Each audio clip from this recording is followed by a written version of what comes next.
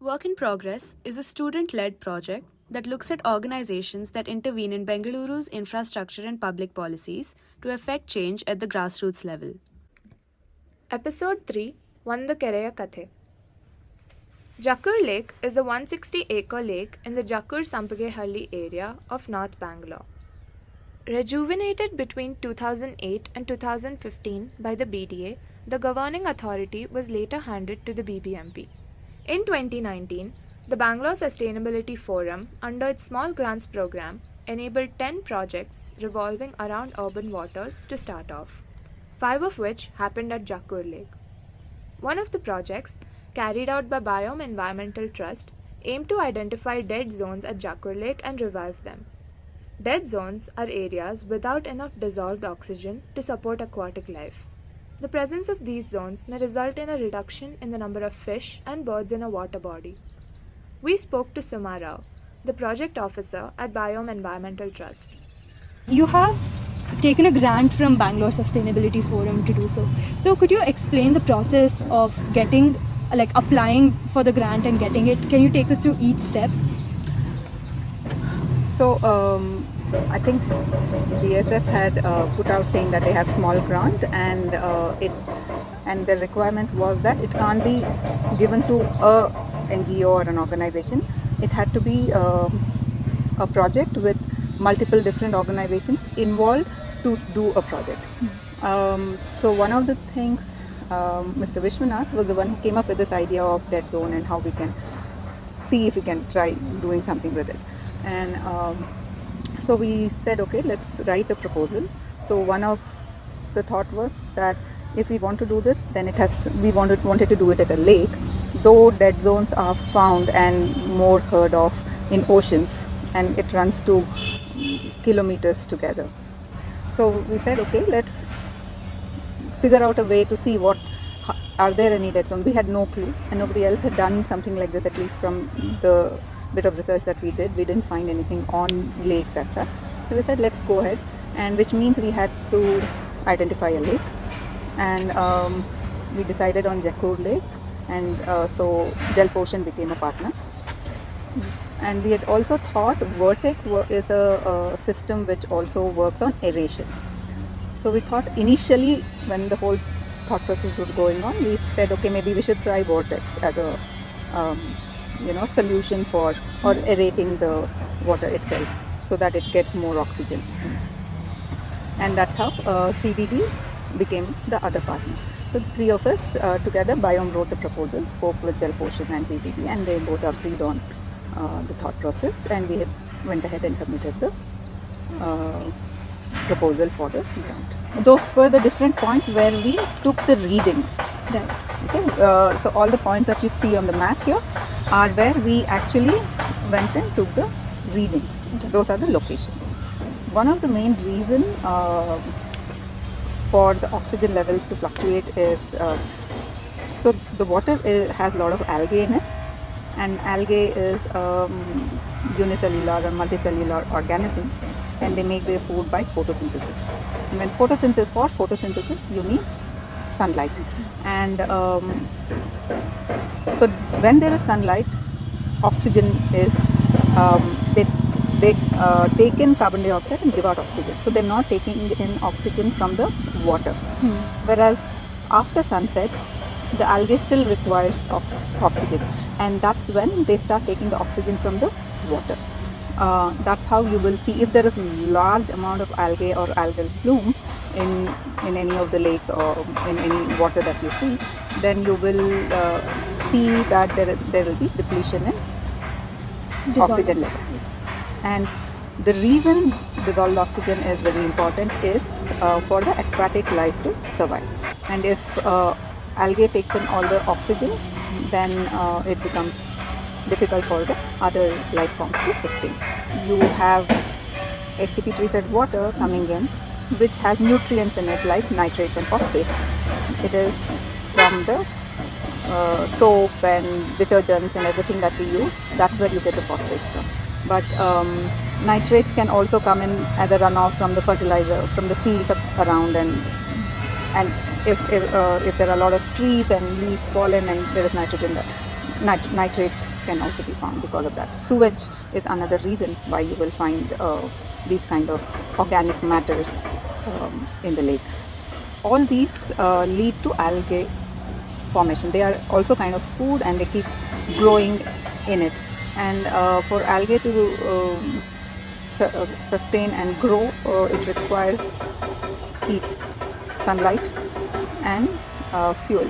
So all these, if the nutrients are available, then they just flourish, and that's when it can become algal blooms.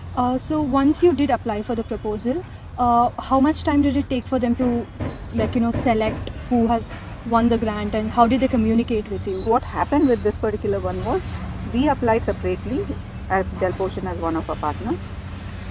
IASC had applied for another with JalaPoshan as another partner. They were looking at water quality, and Ananas had also applied for the small grant. Ananas is the permaculture. Correct. Yeah. And they also wanted to do something on permaculture at Jakkur Lake, and JalaPoshan was one of the partners. So BSF came back to all the three of us and said, why don't all the three of you, because they had a small grant and not large. So they said, I don't remember the amount and all that. They said, we have this much, and we can, if all the three of you work together, we can only give so much for each of you, kind of. All of us said, fine, no issues. Proposals were different, but the JalaPoshan was the main, one of the organization that was part of this proposal. They said, why don't you all club together? We said, okay, and then we did our own whatever we had proposed. They got back to us saying that this is how it is, and we said, okay, we don't mind, and we all met, all the three of us, and BSF, Lena and Annapurna from JalaPoshan, and we all spoke about it, and then they said okay, and it took, I think, some time, couple of 1 or 2 months before they could formalize the whole thing, and then we started. So there were so many projects happening at Jakkur Lake at the same time.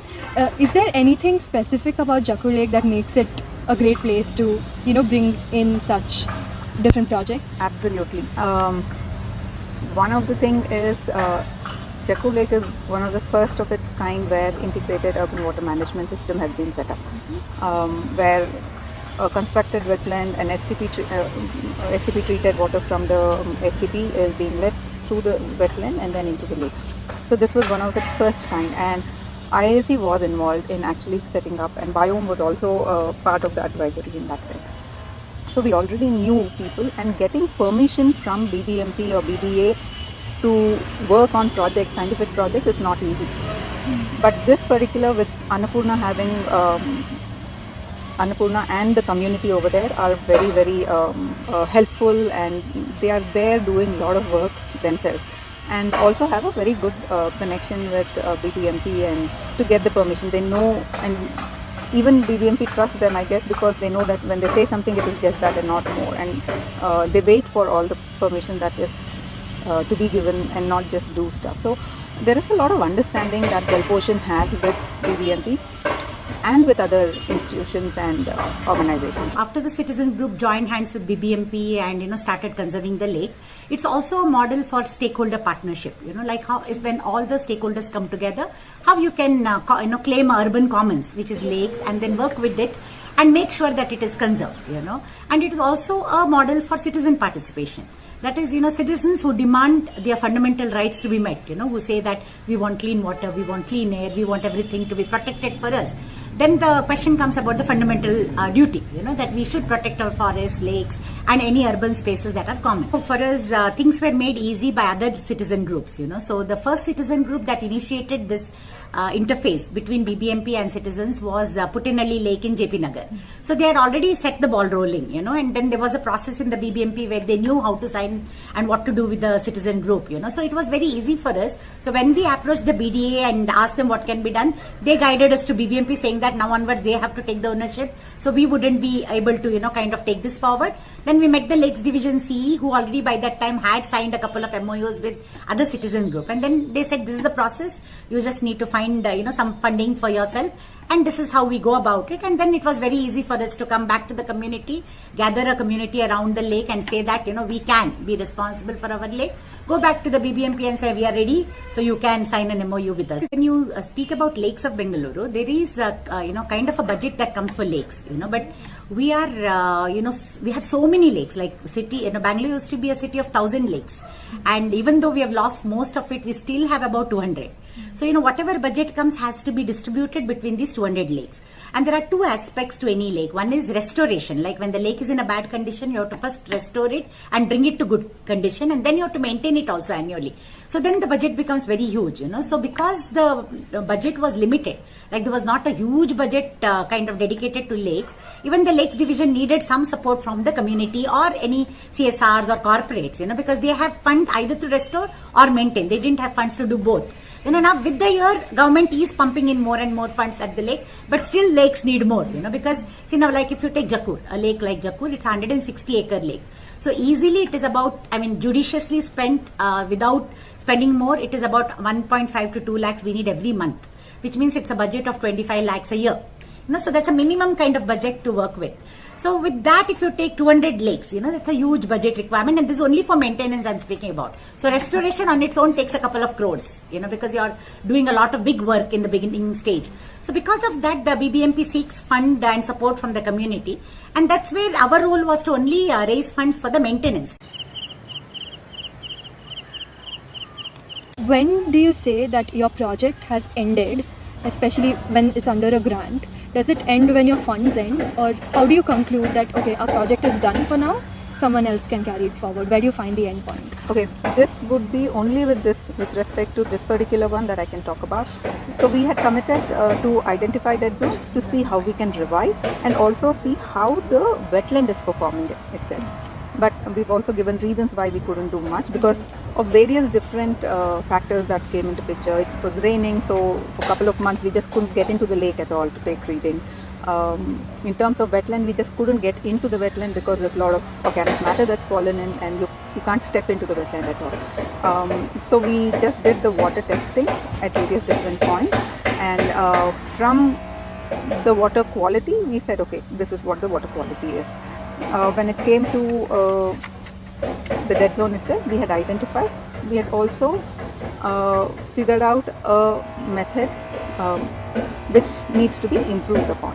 So the next steps are that. So for us, for that particular grant, and if you see, it was not the money, because the grant money was not the main thing. It was nothing to do with, because the money ended, we did. Because the money was, even if it was not there, we found various means to make it happen. A3 came in, Wipro came in. Wipro was the one who sponsored the solar aerator in itself, right? So A3 was sharing. So it's not just about the money. It is about, and it was for a year.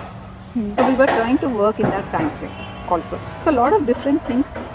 If it was required, BSF had said that if you have not finished whatever you need to, you can take it forward later.